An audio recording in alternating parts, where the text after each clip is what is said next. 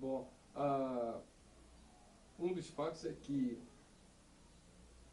existiu antes a escravidão do branco contra o branco na Grécia, na Roma, naquelas cercanias todas.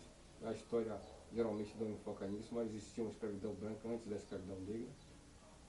E hoje, a nova escravidão, a escravidão contemporânea, é a escravidão da mulher, a escravidão feminina. De preferência, as mulheres menos abastadas e mais pobres e que precisam de alguma oportunidade a nível de manutenção material. As prostitutas que eu pesquisei são as prostitutas do baixo meretrício, as que geralmente entram nessa vida por indução ou por necessidade material. E é bem diferente das prostitutas matrimoniais ou das burguesas que procuram manter o estado social na faculdade e dentro da faculdade vendem o corpo. Isso é uma coisa muito comum hoje. Então vira uma coisa que é bastante imbricada com o cotidiano. Mas o, o fato a questão da prostituição, na verdade, o que existe com relação ao trabalhador comum é a condenação moral, né? A condenação que a igreja aplicou ao corpo feminino. A igreja separou o corpo fragmentou o corpo da mulher em santa e puta. A santa para a reprodução, um corpo passivo ao homem, e a puta para o prazer. Na verdade, todas as mulheres têm a capacidade de ser a santa e a puta conjugadas. É o que eu havia falado anteriormente. Ou seja, todas as mulheres são plenas de capacidade de dar prazer para os homens, como os homens também são plenos de dar prazer para as mulheres. Mas o que diferencia a prostituta do trabalhador comum? Né? Se no momento em que eu vou para um trabalho que eu não acredito nele, que eu não gosto dele, que eu faço aquilo simplesmente por dinheiro, então eu também estou alugando o meu corpo temporariamente para uma coisa que eu não acredito, mas faço simplesmente pelo capital, pela sobrevivência. Eu sou prostituto? Uma questão para se pensar. Outro fato é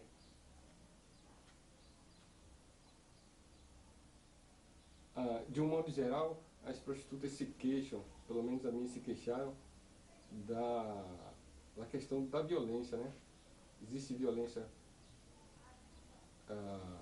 contra a mulher, ampliando mais ainda do que com relação à prostituta, mas na prostituta o enfoque é maior e mais pesado.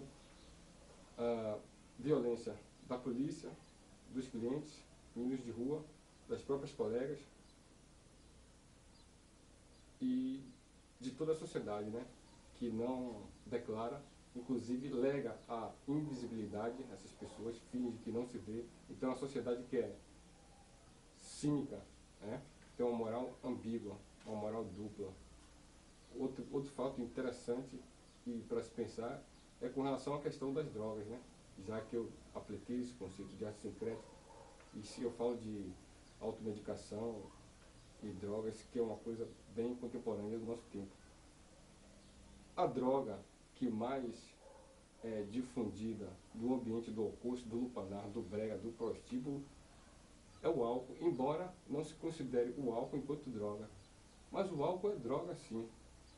Se o álcool altera a consciência,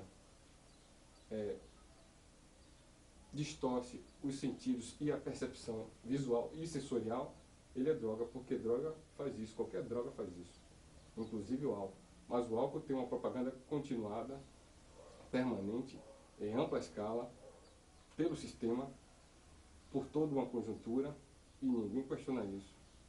Então, é uma sociedade de moral ambígua. Qual é o combate? A gente está combatendo o quê? A gente está combatendo as pessoas que usam maconha, crack e cocaína, porque isso é menos droga do que o álcool?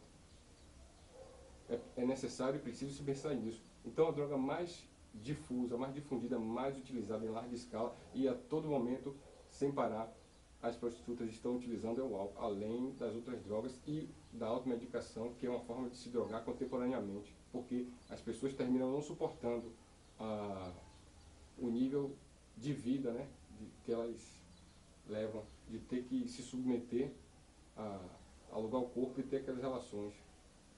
Chega um tempo que as coisas se tornam indiferentes, que as pessoas se tornam um tanto impassíveis à dor, mas essa impassividade só é possível através da alteração da consciência. Então as prostitutas estão quase o tempo inteiro drogadas. E o que elas exercem são representações, como nós, os trabalhadores comuns, na fábrica, ou o vice-diretor para o diretor, e aí para o gerente, para os outros funcionários, representam, é pura representação, né? Então, a mulher prostituta, ela representa como um trabalhador qualquer. Na verdade, é o grande teatro, é o teatro da vida. Porque creio que nós, enquanto pessoas humanas, não gostaríamos de trabalhar tanto em coisas que nós não acreditamos e não gostamos por mera sobrevivência, simplesmente para servir. Mas o que eu indico como, né, e isso vem daquela questão de tomar postura, mais uma vez, com relação à pesquisa, e não ser um pesquisador que olha de fora a coisa e não dá opinião e nem conclui nada, é o seguinte: para desconstruir esse formato social que a gente vive, eu indico a todos os trabalhadores, e por tabela às prostitutas, no caso que eu estou especificamente falando, para a desestruturação do sistema capitalista: infiltração, persistência, greve geral, boicote, voto nulo e mudança de comportamento, livre associação e por aí vai. Penso que essa sociedade sobrevive através da alienação de todos nós, a grande massa de esfolados, os trabalhadores. Nós não precisamos de inimigos, nós somos nós próprios, uns contra os outros e a favor do patrão. Porque na esperança da dialética reside a pseudo-esperança de se tornar patrão. Mas quanto tempo vai levar isso? Será que todos chegarão a ser patrões? Então precisamos destruir os explorados e os exploradores. E isso vem através da destruição do modelo capitalista. Bom, vão dizer os setores da outra direita que eu sou um utópico, mas se bem pensarmos, antes de maio de 68, para trás, o mundo é um mundo, e depois de maio de 68, o mundo é um outro mundo. Então a associação entre os estudantes e os trabalhadores teve uma série de desdobramentos, e isso não é utopia. Verifique na história, isso é real. As mudanças podem não ter ocorrido exatamente como se esperava ou como queríamos, mas certamente é um outro mundo. As mulheres podem escolher quando e como vão ter filhos, contrariando a Santa Igreja.